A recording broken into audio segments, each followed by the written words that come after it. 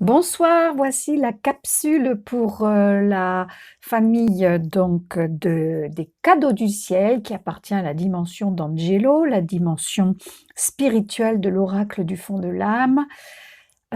C'est donc la dernière famille, la famille numéro 8 de cet oracle que je vais vous décrire carte par carte. Avant cela, je vais retourner la carte pour les énergies de cette petite capsule qui est la carte donner ou offrir selon l'édition de l'oracle que vous possédez. Dans la dernière édition, elle s'appelle offrir. Donc voilà, cette carte appartient à la famille des dons et donc quoi de plus beau que de donner, d'offrir pour être vraiment en accord avec son âme, sa mission d'âme et aussi se donner et s'offrir à soi ce qu'on mérite de mieux. Voilà. Donc, je vais vous mettre la première carte de la famille des cadeaux du ciel, qui est quand même très facile à expliquer, cette famille. On avait la famille des cadeaux de la terre, qui était la famille numéro 2, qui était dans la dimension physique, concrète, matérielle. Là, avec la famille des cadeaux du ciel, eh bien, disons que ces cartes vont annoncer des choses très positives pour celui qui va tirer, celui ou celle qui va tirer cette carte. La première carte de cette famille, elle porte le numéro 65, c'est la carte de l'ouverture. J'espère que vous la voyez bien. Je vais un petit peu m'approcher comme ça. Voilà, donc on voit une femme de profil avec des bras qui sont un peu comme des ailes d'hirondelle, toutes ouvertes, tout écartées. Et donc une femme qui est vraiment dans le lâcher-prise et dans l'ouverture. Et évidemment, cette carte, elle parle de l'ouverture du cœur, qui lorsque l'on tire cette carte, nous dit oui, ça, voilà, bien sûr, cette ouverture, c'est à nous à l'amorcer, mais là, ça nous annonce que vraiment, il y a quelque chose qui est de l'ordre de la libération qui va arriver pour alléger notre cœur et pouvoir nous ouvrir à ce qu'il y a de meilleur, à nous ouvrir à la liberté. La carte numéro 66, elle est aussi de très bon augure, puisqu'elle s'appelle la célébration du Youpi. Voilà, donc ça représente aussi une femme qui est légèrement vêtue, voire pas vêtue du tout, je dirais, qui danse sa joie. C'est une scène de nuit autour d'un feu et avec une pleine lune apparente. Donc cette carte, elle signifie que vraiment il faut célébrer nos moments de joie, nos moments euh, de bonheur, nos moments de youpi, quoi. Voilà, ça parle tout seul. Et que et voilà. Donc ça annonce aussi ça. Ça annonce en tout cas si ça annonce que ça va arriver, en tout cas dans la situation que l'on vit quand on tire les cartes. Ça annonce du super chouette. Voilà ce que je dirais. La carte numéro 67 s'appelle le juste équilibre.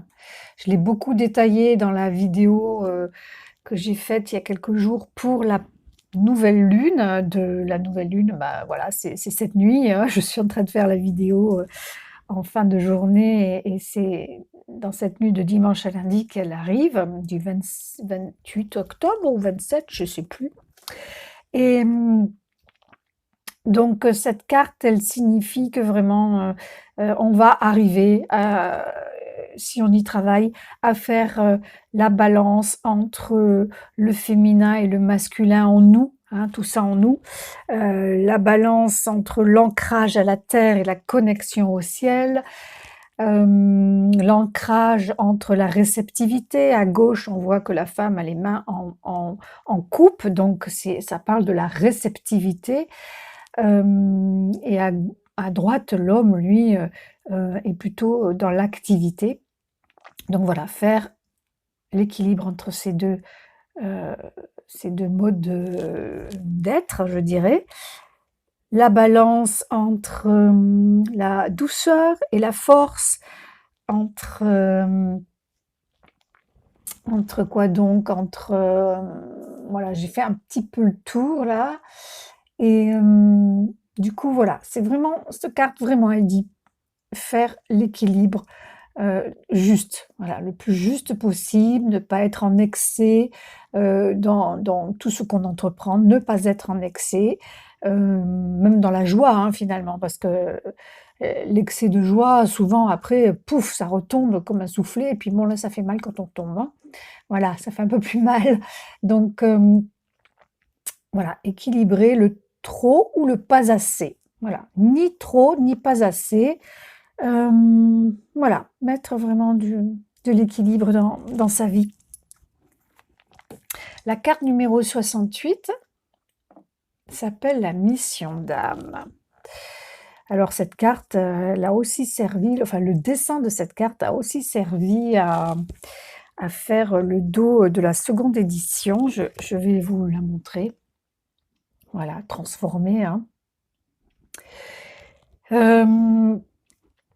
Donc cette mission d'âme, cette carte quand vous la tirez, elle vous dit, bah, que soit de vous mettre en chemin pour découvrir quelle est sa mission d'âme, soit que vraiment ça arrive puisqu'on est dans la famille des cadeaux du ciel, dans la dimension d'Angelo. Donc voilà, on vous dit: «Ça va arriver». De toute façon, même si on est en quête, voilà, ça marche pas au doigt et à l'œil. Ça vient quand ça doit venir, c'est pas vraiment nous qui décidons de ça, mais voilà, tout arrive au bon moment. Donc la mission d'âme, ça parle de ce pourquoi vous êtes fait, dans cette vie et ce à quoi vous servez. Voilà. Et il va falloir, découvrir ça, comprendre ça, l'expérimenter et comprendre, au fil des expériences à quoi vous servez. Alors, cette phrase, elle peut être déroutante. À quoi vous servez en dehors de manger, de dormir, de travailler, sauf si votre travail est vraiment votre mission d'âme, en dehors, de faire des enfants, en dehors d'avoir une vie, voilà, on peut dire, hein, la routine, voilà, de chacun. À quoi vous servez? Eh bien, le but, de cette mission d'âme, c'est de servir justement, être au service des autres. C'est ce qu'il faut découvrir, à quoi je sers au service des autres, au service donc du divin et qui me réjouit, bien sûr. Il n'est pas question de faire, quelque chose au service des autres qui ne nous réjouit pas. Voilà. Donc c'est en cherchant qui nous sommes, et ce qui nous fait le plus vibrer, eh bien, c'est comme ça que petit à petit, on découvre sa mission d'âme. La carte 69, c'est l'ascenseur spirituel avec une girafe très colorée qui, qui n'est pas entière, comme vous pouvez le constater. Il lui manque une partie du cou, il lui manque une partie de la tête, enfin la tête en entier, puisqu'elle est dans les nuages. La tête est dans le ciel, on peut imaginer, hein. Donc cette carte, elle évoque que si vous la tirez, que vous êtes certainement déjà monté dans l'ascenseur qui vous emmènera peut-être au 7e ciel, hein, puisque quand on est dans sa mission d'âme, justement, comme le dit la carte précédente, on est quelque part dans un 7e ciel, quoi. Euh, voilà, cette carte, elle signifie qu'on est en route pour l'élévation et, et que c'est donc de bon augure pour nous. La carte numéro 70, c'est la pluie d'étoiles. Cette pluie d'étoiles, Bon, bah, c'est tout simple, hein, elle annonce vraiment du beau, du bon, de l'abondance. Elle annonce, c'est une forme de corne d'abondance que tient cette femme qui est quand même très, très enceinte, très sur le point de donner la vie à un enfant, à un nouveau-né et donc d'être fertile en fait et d'offrir son cadeau à l'univers et elle récolte donc dans un panier, des milliers d'étoiles et donc ça nous parle de vraiment récolter ce qu'on l'on a semé également. Voilà, c'est un peu beaucoup ce que cette carte veut dire, hein. Donc c'est de bon augure, le cadeau du ciel, la pluie d'étoiles, voilà, c'est quand on la tire, on nous dit: «Ben, ça y est, ça arrive, ce qu'on a demandé arrive». La carte 71, hem, la carte 71, c'est la grâce. Que dire? Eh bien, quand on tire cette carte, ça nous montre réellement que nous sommes, bénis, que nous sommes protégés et même si nous n'en avons pas vraiment conscience, cette carte, elle le souligne, vivement et et donc on nous demande aussi avec cette carte on nous rassure et en même temps, on nous dit aussi, de remercier, d'être dans la gratitude. Voilà ce qu'évoque cette carte de la grâce et pour finir avec cette famille, les cycles éternels,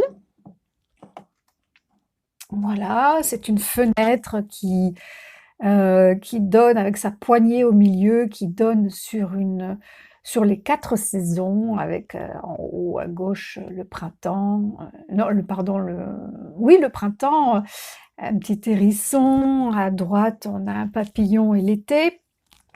En descendant, ça fait comme une roue en fait, hein et en descendant, on a l'automne avec un petit écureuil et à gauche, on tombe sur l'hiver avec au milieu, si vous le voyez, peut-être dans le trou de cet arbre qui n'est pas en très bon état, en tout cas qui est dépouillé, un petit loir qui dort, qui sommeille, qui fait son hibernation. Les cycles éternels, ils évoquent, bah, justement ces fameux cycles qui reviennent sans cesse, par lesquels nous sommes, complètement, gérés, menés, on n'y peut rien. On peut aussi parler des cycles de la femme, hein, c'est pas du tout anodin, c'est quand même très important.